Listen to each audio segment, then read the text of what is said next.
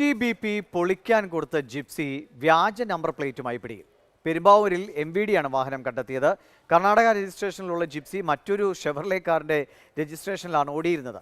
ഈ വാഹനവും രജിസ്ട്രേഷൻ റദ്ദാക്കി പൊളിച്ചതാണ്. ബിനിൽ വിവരങ്ങളുമായുണ്ട്. ബിനിൽ, ഐ.ടി.ബി.പിയുടെ ഒക്കെ വാഹനം ഇതേപോലെ വ്യാജ നമ്പർ പ്ലേറ്റിൽ വരിക എന്ന് പറഞ്ഞു കഴിഞ്ഞാൽ ഇത് ഒരു സംഭവമാകാനിടയില്ല. എന്താണ് എം.വി.ഡി പറയുന്നത്? കൂടുതൽ അന്വേഷണത്തിന് സാധ്യതയുണ്ടോ? ദിവിഷ്, അന്തർ സംസ്ഥാന രംഗത്തുള്ള ഒരു തട്ടിപ്പാണ് എന്നാണ് നമുക്ക് മനസ്സിലാകുന്നത്. കാരണം Indo Tibetan border security force ഒഴിവാക്കിയ വാഹനം, അതായത് അവർ പൊളിക്കാൻ കൊടുത്ത വാഹനമാണ് ഇപ്പോൾ മറ്റൊരു വാഹനത്തിന്റെ രജിസ്ട്രേഷനുമായി പെരുമ്പാവൂരിൽ പിടിയിലായിരിക്കുന്നത്. നിയമപ്രകാരം ഒരു വാഹനത്തിന്റെ RC ബുക്ക് റദ്ദാക്കുമ്പോൾ ആ വാഹനം പൊളിച്ചു എന്നത് ഉറപ്പാക്കണമെന്നതാണ്. അങ്ങനെയെങ്കിൽ ഇക്കാര്യത്തിൽ ഉദ്യോഗസ്ഥ തലത്തിലടക്കം വലിയ തട്ടിപ്പ് നടന്നിട്ടുണ്ട്. കേരളത്തിന് പുറത്തുള്ള വലിയൊരു റാക്കറ്റ് ഇതിന് പിന്നിലുണ്ട് എന്നതാണ് ഇപ്പോൾ വ്യക്തമാകുന്നത്. നമ്മുടെ AI ക്യാമറയിലാണ് ഈ തട്ടിപ്പ് കണ്ടെത്തിയത് എന്നത് മറ്റൊരു പ്രത്യേകതയാണ്. കാരണം രൂപമാറ്റം വരുത്തിയ ഈ വാഹനം AI ക്യാമറയിൽ കുടുങ്ങി. അങ്ങനെ ഈ വാഹനത്തിന്റെ രജിസ്ട്രേഷനിലുള്ള RC ഓണറെ കണ്ടെത്താൻ ശ്രമിക്കുമ്പോഴാണ് ഇത് കർണാടക രജിസ്ട്രേഷനിലുള്ള ഒരു വാഹനമാണെന്നും ആ വാഹനത്തിന്റെ വ്യാജ രജിസ്ട്രേഷൻ നമ്പറാണെന്ന് മനസ്സിലാകുന്നത്. ആ വ്യാജ രജിസ്ട്രേഷൻ നമ്പറിനെ കുറിച്ച് കൂടുതൽ അന്വേഷിച്ചപ്പോൾ അതൊരു ഷെവർലെ കാറിന്റേതായിരുന്നു.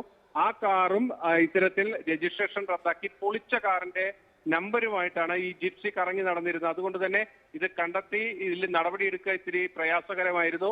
ഒടുവിൽ ഇതൊരു വർക്ക്ഷോപ്പിൽ നിന്നാണ് ഈ വാഹനം MVD കണ്ടെത്തുന്നതും ഇപ്പോൾ കസ്റ്റഡിയിലെടുത്ത് പെരുമ്പാവൂർ പോലീസ് സ്റ്റേഷനിൽ എത്തിച്ചിരിക്കുന്നതും.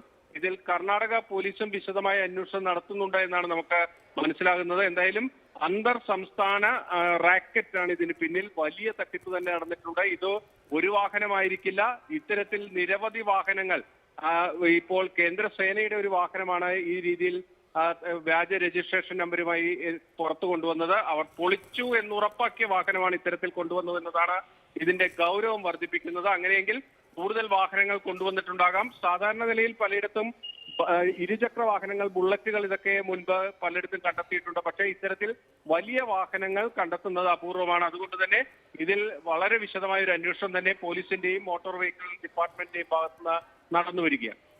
ശരി ബിനിൽ കൃത്യമായി പറഞ്ഞത് അത് തന്നെയാണ്. ഇത് ഒരു വണ്ടി കണ്ടെത്തി എന്നത് പറഞ്ഞാൽ അത് വലിയൊരു തട്ടിപ്പിൻ്റെ ഒരു ചെറിയ കണ്ണി മാത്രമാണിത്. കാരണം അല്ലെങ്കിൽ ഐ.ടി.ബി.പിയുടെ ഒരു വാഹനമൊക്കെ പൊളിച്ചു എന്ന് കരുതിയ വാഹനം വ്യാജ നമ്പറിൽ ഓടുക എന്ന് പറഞ്ഞാൽ അതൊരൊറ്റ സംഭവമായിരിക്കില്ല. അതിന് പിന്നിൽ വലിയ ശൃംഖലയുണ്ട് എന്ന കാര്യത്തിൽ സംശയമില്ല. അത്